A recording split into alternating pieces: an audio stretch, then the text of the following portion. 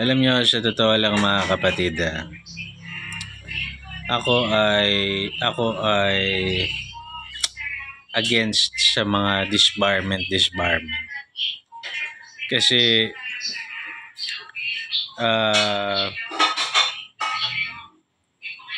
I feel na it is unfair. Ang hirap-hirap maging isang abogado.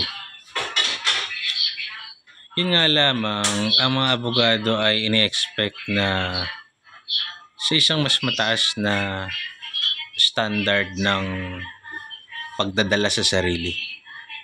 Kasi nga sila ay officers of the court. So kahit hindi sila empleyado ng korte, sila ay opisyal. Hindi nga lang sila empleyado.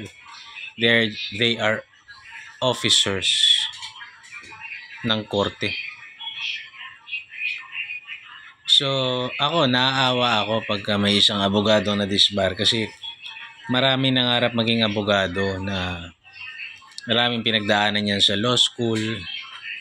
They were humbled in law school tapos madidisbar lang. Parang tinanggalan mo ng lisensya na maghanap buhay. Ganon ano. Yun nga lang, sa akin ding opinion, kung ikaw ay kinakanlong mo ay teroristang grupo kunwari, siguro dapat ikaw ay matanggalan na ng lisensya. Sa akin lang, opinion lang yan ha. Iba yung pagre-represent. Nire-represent mo yung teroristang grupo kunwari sa korte, sa mga kaso. That is guaranteed by the Constitution. Sino man yan. But if you're a member of that, if you promote such yung mga ideologies, dapat matanggalan ka yata ng lisensya. If you are a lawyer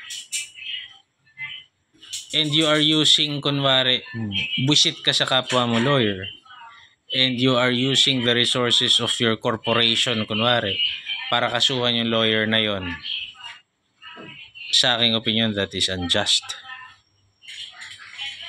Opinion ko lang yon. That is, hindi siya dapat ma-disbar. May ganun eh. May kilala akong ganun.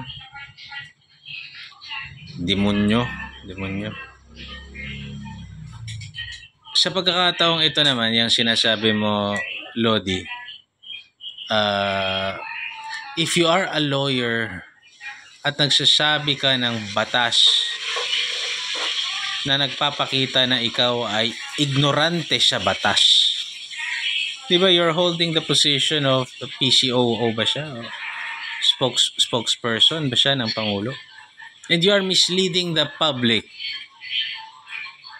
by telling the public na it's okay yung ginawa ng gobyernong ito. It's okay na dalhin siya sa Hague at hindi siya sa ating korte rito taliwas sa kung anong sinasabi ng ating saligang batas at ng mga Rome Statute. Parang dapat matanggalan ka ng lisensya. Malala ka pa siya nagkakalat ng fake news eh, kasi you have the authority para paniwalaan ng mga tao bilang isang abogado. Tapos maling batas, maling interpretasyon ng batas yung sasabihin mo. Dapat alam mo yan eh, na bawal yung ginawa ng sarili mong gobyerno. Pati yung mga DOJ na pinayagan nila mangyari yan, kung abogado man sila, dapat tanggalan sila ng lisensya ang maging abogado. Kasi mo, abogado ka, tapos ipopromote mo maling mga pamamaraan. Explain ko lang sa inyo yung kung bakit mali. Nung araw kasi sa ICC, nakakalimutan ko na lang kung sino, merong nahuli, tapos dinisregard yung proseso kung paano siya nadala doon sa korte. Sabi nila, what is important is nandito ka sa korte na to, we acquire jurisdiction properly.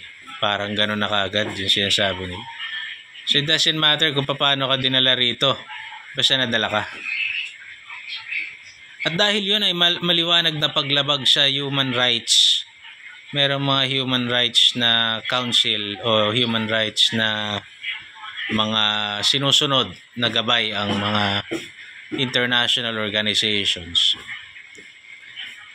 Nagkaroon ng requirement yung Rome Statute na yan na dapat dadalhin mo sa judicial authority ng bansa mo yang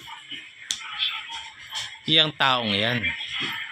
At nakalagay siya sa ligang batas natin, judicial authority is only conferred to the courts, the Supreme Court. Supreme Court. At anumang mga korteng nasa ilalim nila, yun ang judicial authority, hindi quasi-judicial, hindi pseudo-judicial, kung hindi judicial authority. Yun lang. Napakasimple yun. Kahit di naman abogado yung tao. Putang ina naman.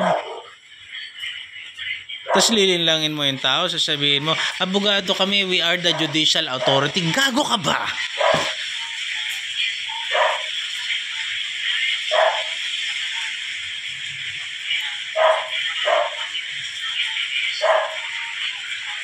Kung ganyan lang, ay dapat yung buong gobyerno natin ang i-ICC nyo dun, putangin. Kung ganyan. Kung papabayaan itong mga ito. Diba? And you have to understand, the national laws of a sovereign nation, yun ang mangingibabaw bago yung kung ano-anong mga international laws o whatever putang inang yan. Mangingibabaw muna yung national laws natin. At yun nga yung dahilan kung ba't sinabi ko yung saligang batas.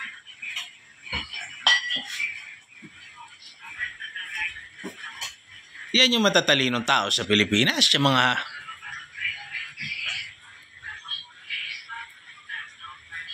yan yung may mga karapatan mag-practice ng law.